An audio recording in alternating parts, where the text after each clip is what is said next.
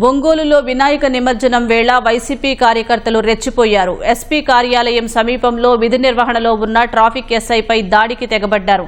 45వ డివిజన్లో వినాయక విగ్రహ ఊరేగింపులో వైసీపీ కార్యకర్తలు పెద్ద సంఖ్యలో పాల్గొని డీజే శబ్దాలకు నృత్యాలు చేసుకుంటూ ప్రధాన రోడ్ల మీదుగా బయలుదేరారు.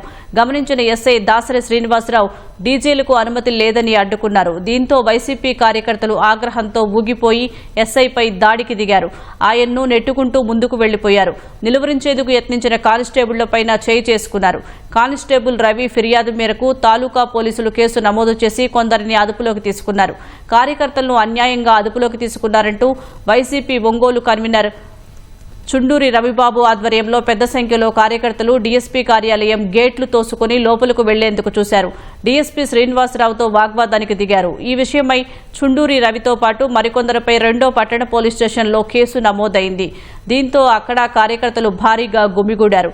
పోలీసులు చెదరగొట్టడంతో పరిస్థితి సద్దుమణిగింది.